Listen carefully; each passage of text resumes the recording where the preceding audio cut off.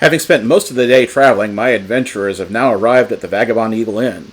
What's going to happen next? I don't know. Let's find out together on this episode of the Cheapskate Gamer. I dreamed a dream of a theme song. Hello Internet and welcome to the Cheapskate Gamer. I am your story weaver, Steve Rogers. Yes, this is my real name, and no, I have never portrayed the Human Torch either. Last time on the Cheapskate Gamer, we had a traveling episode. We started off in the area near our campsite that our party had stayed at after they had finished their delve. We traveled south along the road. It took the entire session. My adventuring party, they ran into a bad storm. It cost them some travel time. And then later in the day, they had a run-in with some bandits, which actually turned out to be a good thing for the majority of the party, because we managed to loot some corpses and get some stuff out of it. Some things to take care of here at the very beginning of the episode. Let's see. I need to check to see if Ilona, they were able to loot some armor for him off of those bandits. The question I have for an oracle here at the start of the episode is whether or not she can actually wear that armor or not. You know, she is a gnome, so that does mean that she's kind of smaller than the average, human being, and these bandits are assumed to have been human. So I think the answer is very unlikely, but I'll roll for it anyway, and we'll see what happens. If she can wear it, great. If not, she can sell it. That roll was at disadvantage. So 6-4. Yeah, she can wear it. So we'll go ahead and have her equip it. Alright, that's one question that I've got answered at the very beginning of the episode. Next thing I need to go ahead and double check, and this is something from a couple of episodes back. At the tail end of the delve, they found 40 other pieces of gold. We never determined if that was Trapezoarian money or not. Now, if you remember, they can't spend Trapezoarian money because it's not legal tender in this part of the world. Yes, I know it's gold, but you should be able to spend it. There are story reasons, and we'll get to them eventually. But let's do this same thing. Extremely likely that this is also Trapezoarian money. So yeah, 4 and 3, that's what I thought. It's going to be Trapezoarian money. So we'll add that to the total for things that they have to deal with later on. Okay, and the other thing I've got written in my notes for things that I might want to check on before the beginning of this episode, whether or not Barbarossa, she looted a sword off of one of the thieves. Can she actually handle it?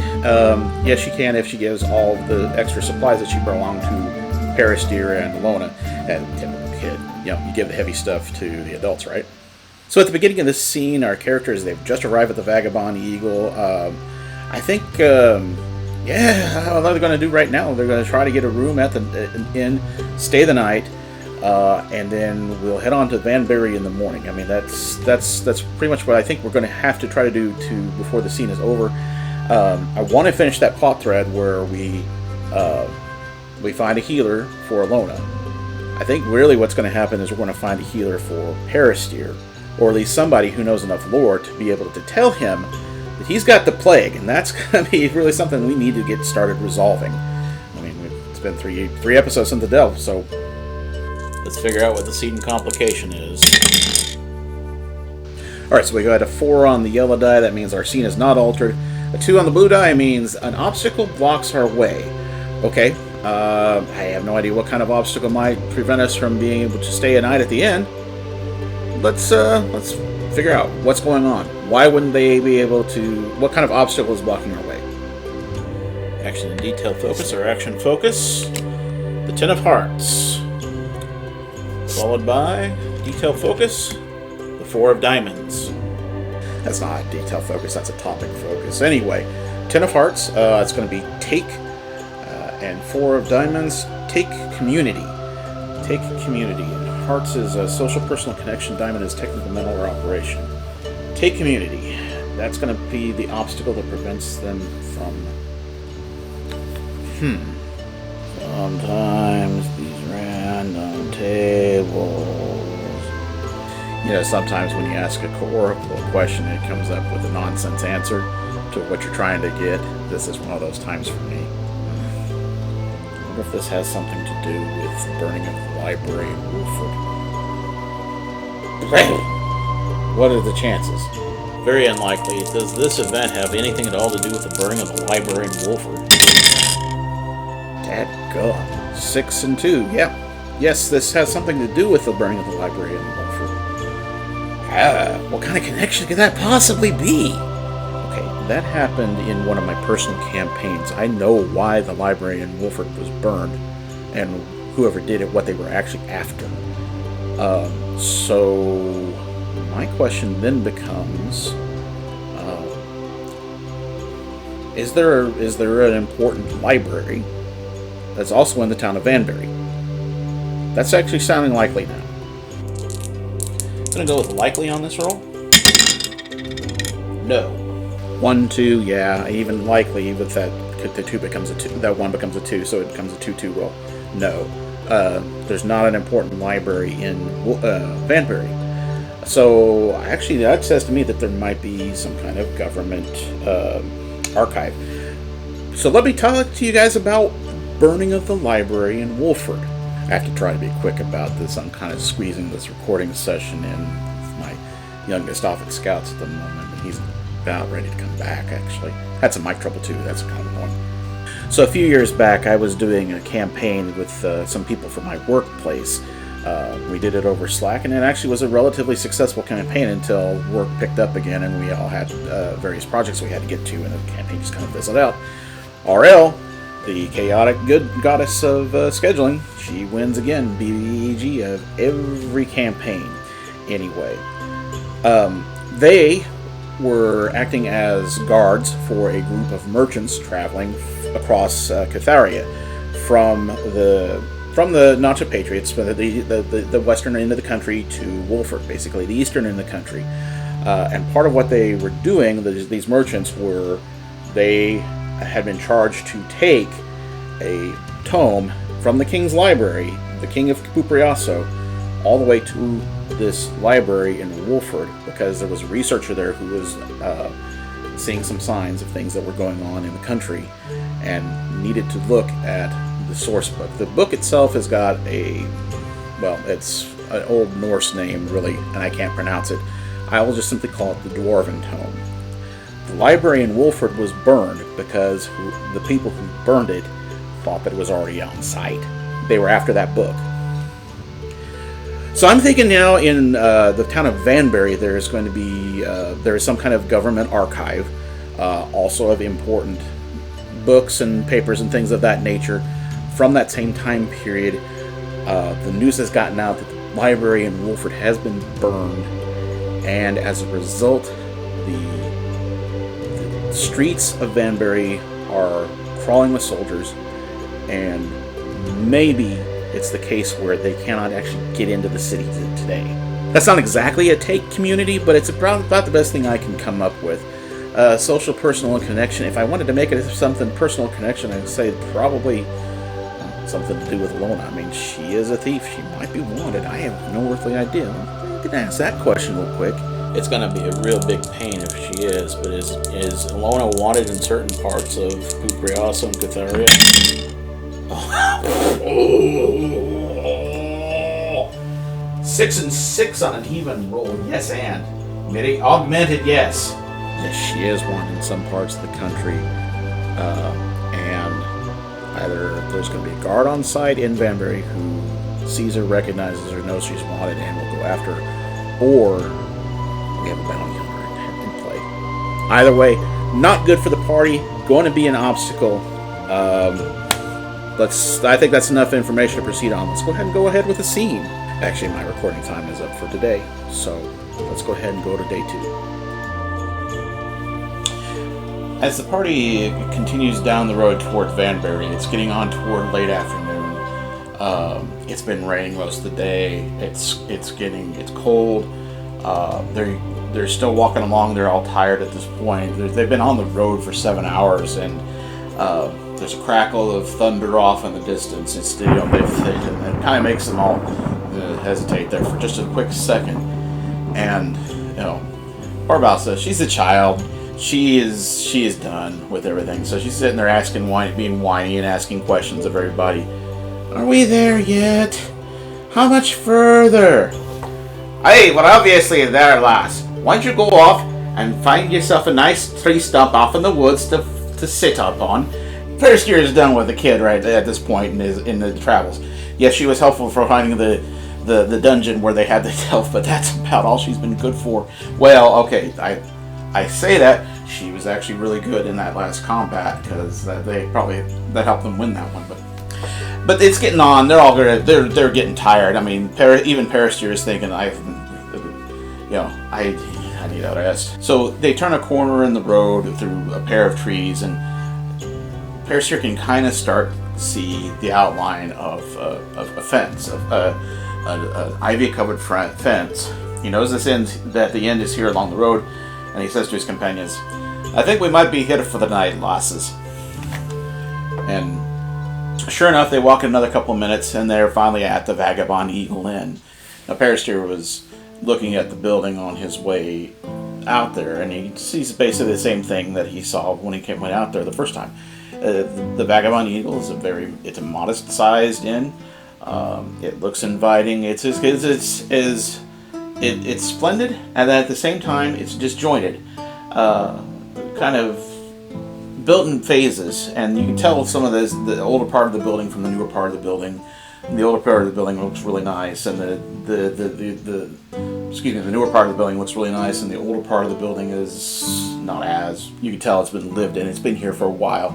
It's definitely a traveler's inn here along the north-south road that leads all the way from Vannbury to Vannbury. So they go ahead and walk in. They walk into the front room. The front room is a tavern,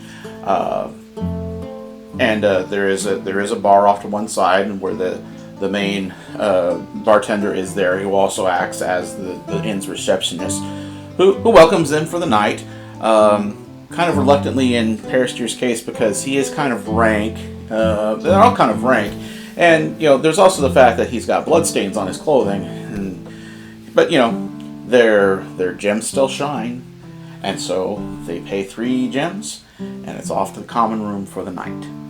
It'd be kind of annoying. Do they have any kinds of encounters here at the inn? 5 and 3, that's a yes. No, wait a minute. Read that backwards. It's a 3 and a 5. Even roll? No. So they're going to have a peaceful night. Nothing substantial is going to happen to them here at the inn. I'll let them have. It's a protected area. They will get long rest, so everybody will wake up in the morning with full hit points, and Ilona will have taken off 1 of her points of exhaustion, so we have her down to 2 points of exhaustion now. And we move on to the next day. At the beginning of the next day, the cost of the inn is a gem apiece because there's 3 travelers, so that part's taken care of. It also includes their board, so they do not have to expend supply this evening. At the start of this day. I do need to check to see if Peristeer's plague advances. Looking for 3 or higher on this roll. A 9, so he's fine. Okay, the next day we gotta roll 3. I gotta roll a 4 or higher, otherwise it advances to the D10 level of the plague. All right, so we start the next day. It is now 2 days since they wandered into the dungeon north there of Vannbury and had their encounters and had to retreat. So they will go ahead and take the day and go ahead and head south. Question here has the weather changed? I can't seem to get away from double 6s. Yes, and. Okay, so I need to go ahead and do a generic generator for the day and see what the weather's doing. I'll go ahead and begin with my match roll for significance. 1. Surprisingly lacking. Okay, so then I need an action focus and a detail focus. Action focus. 2 of spades. Detail focus. 4 of spades. Okay, so the 2 of spades would mean seek, mystical meaning or capability, and then the 4 of spades is that's seek. That's what it does. Detail focus. How does it? What kind of thing is it? It is old. Mystical meaning or capability, and this is describing the weather. Okay, whenever I think of weather that I associate with being old, I typically think of a cold day. That's not because they rhyme. That's just what I think of. And as far as seek goes, I'm going to go with windy, because the air seeks to go from one place to another. So I'm thinking it's going to be a cooler, a windier day. It stormed yesterday, so I mean that kind of makes sense. And the fact that it is not is surprisingly lacking. It is cooler and windier, but not substantially so. So the weather is probably not going to mess with them today. And besides, Vannbury is 3 hours off. It's a 3-hour walk, so easy travel at this point. So my party, they finish gathering up their supplies for the night. They wake up in the morning. They go downstairs. They have breakfast. They go ahead and do that, and then pack up their stuff and start heading out the road. So after about an hour or so of traveling, the party they're continuing along the road. They're not really, Barbosa, of course, is sitting there complaining about the weather again. Are we there yet? It's too cold. I don't want to be traveling again today. Are we there yet? Are we going to do this again, are we? Fine, you can go over. Yeah, we're done. We're traveling with you. We can go ahead. You can go over into the woods and sit down and wait for the next coyote to come find you. Elona's sitting here. She's listening to this and just, inwardly laughing as Paris hears instructions to Barbosa get more and more colorful and saying, have you ever traveled with children? I've traveled with children. Yes. Are we there? Oh, yes. Yes, we're obviously here, son. You can go ahead and get out of the car that's still traveling down the road at 70 miles per hour. They haven't taken me up on that offer yet, which is probably a good thing. But after an hour or so of traveling, the trees, they give way first to plains, and then as they're continuing to travel, the grasses start to give way to fields that have been plowed. And Perister, all three of them, they can look in the distance, and they start to see the towers of a walled city. And they finally reach the outskirts of the city of Vannbury, and they're traveling through the surrounding farmland. So after about another, let's go half an hour or so, they arrive at the city gate. And it's about maybe 10 in the morning or so, and Barbosa and Perister and Ilona, they walk up. They could see, as they travel, that there are armed guards at the city gates with pikes, and that the main doors to the city are closed. Hey, that's a bit odd, don't you think? The city gates at this time of day, it's past sunrise, they should be open. Yeah, they should be open. I don't know what do you suppose is going on? I don't know, lass. Let's go ahead and try and find out, shall we? Do you want me to hang back for right now with Barbosa? Yes, let's be. I'll go ahead and ask. I mean, there's a certain way that you talk to soldiers whenever you do it. Okay, and so Perister goes ahead and continues to walk up towards the main gates, and he gets to about maybe 10 paces out, and one of the soldiers sees him and starts to approach. And they get to about 5 paces to one another. Perister stops. The soldier stops and is like, "Halt! Are you a citizen of this city?" "Well, no, sir. I'm trying to visit because I need to get my companion to one of the clerics in town. Wouldn't be able to tell me where exactly I could go in the city, could you?" "Sir, today if you cannot visit the city of Vannbury, it has been closed off to all visitors." "Been closed off to visitors? Why is that, sir?" "Government business, sir. Now, if you'll excuse me, do you understand, man? I have got a couple of wounded people with me. I mean, look at this." He shows him that the cut that he received yesterday. Of course, it's been fully healed, but he's still got a nasty cut there. "I understand your situation, sir, but I cannot do a thing. My orders are very strict. No one no one who is not a citizen of this city is to be allowed in the daylight hours until further notice." "Well, I do have one of my companions is actually a native to this city." She looks over. "Oh, good for her. She can go in. You, sir, can't." "Hey, now that hardly seems fair at all, sir. The companion I'm traveling with is the young girl over there." They both look like young girls. "The one that's not a gnome."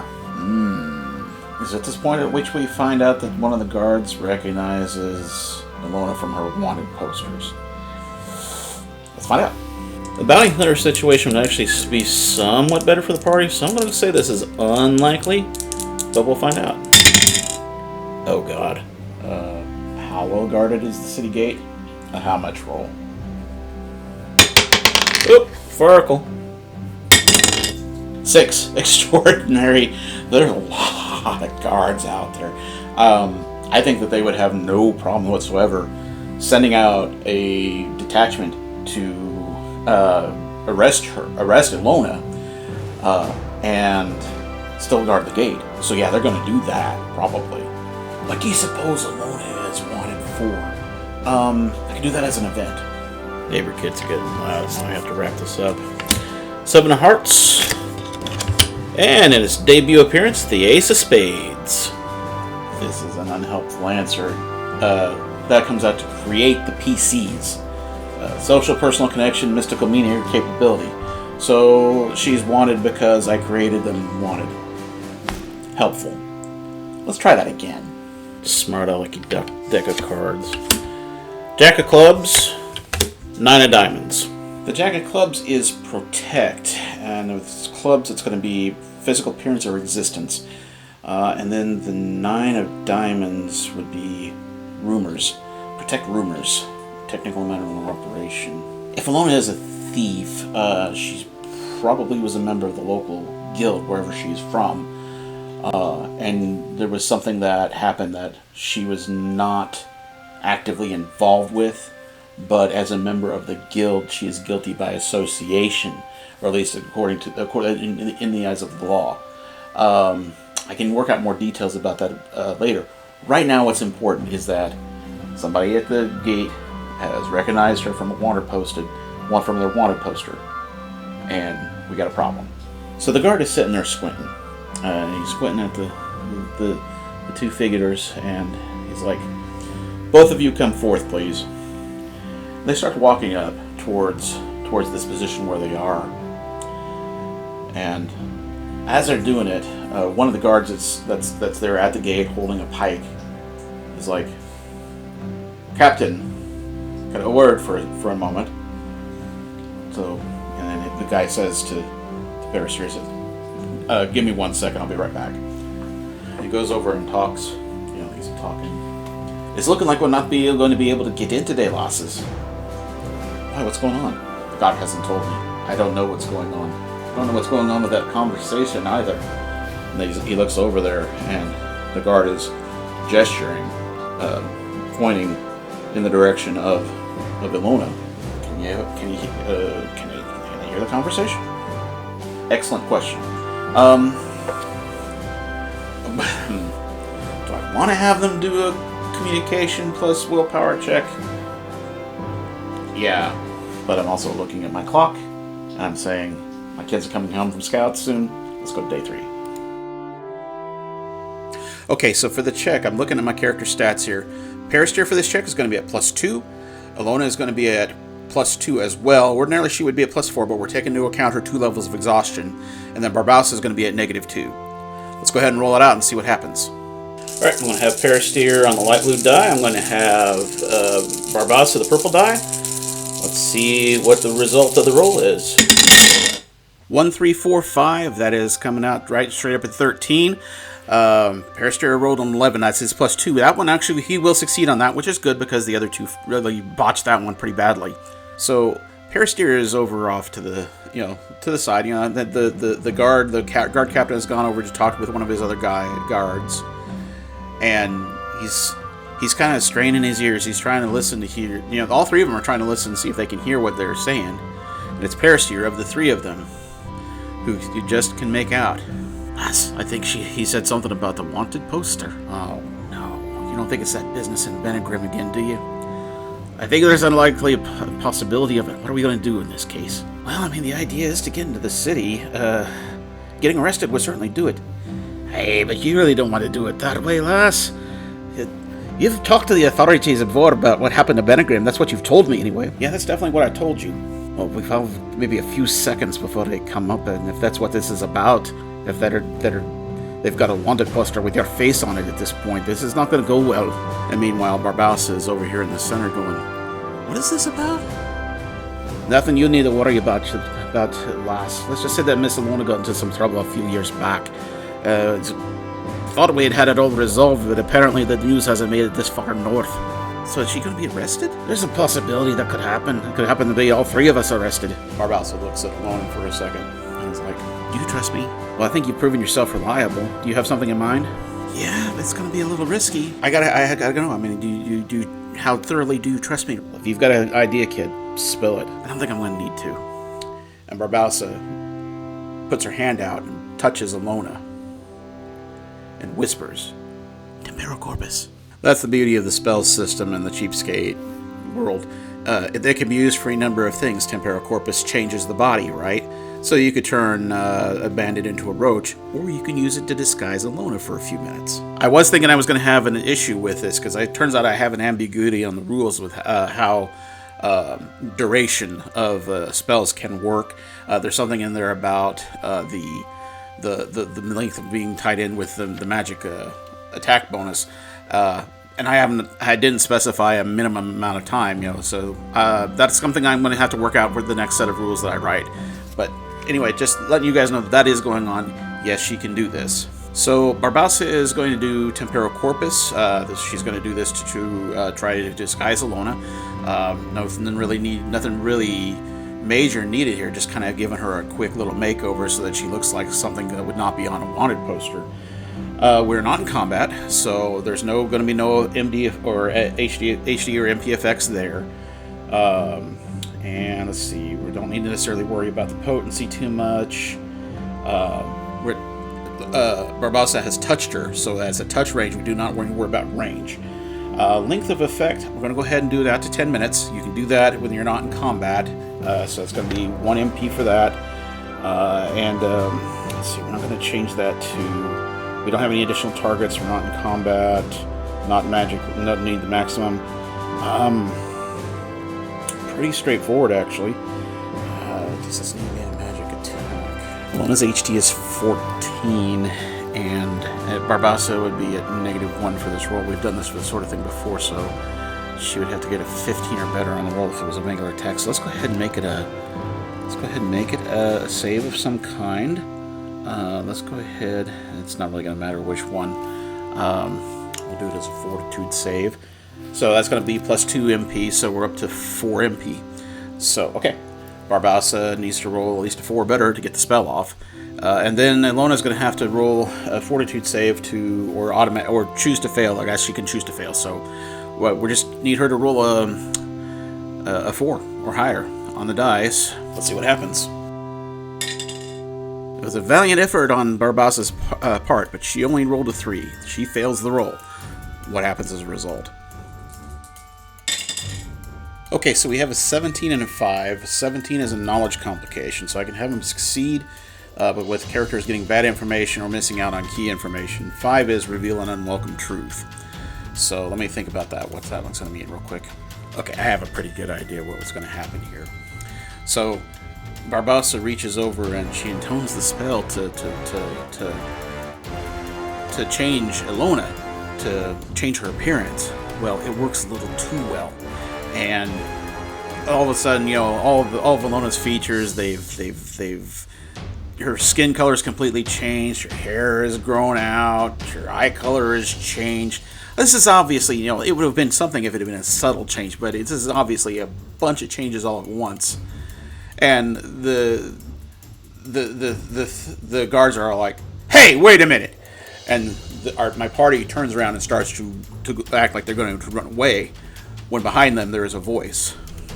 Infirmo corpus.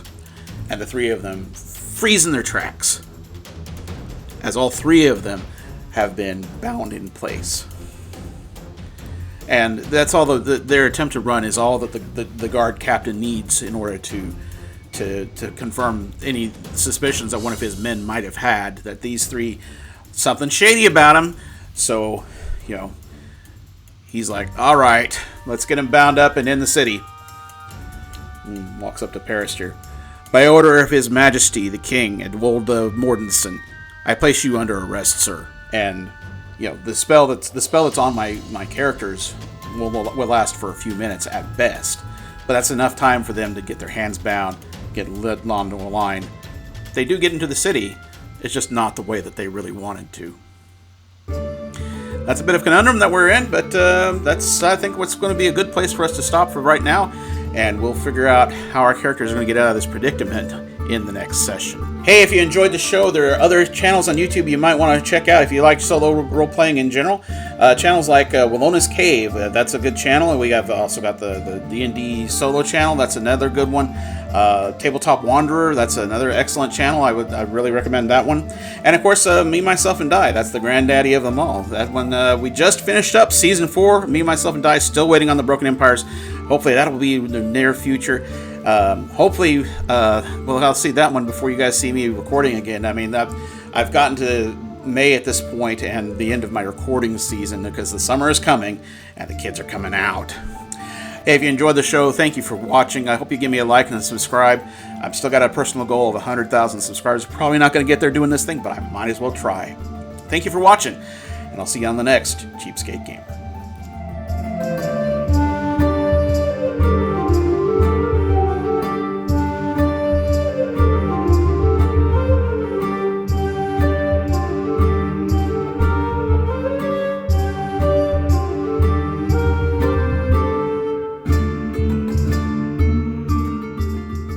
But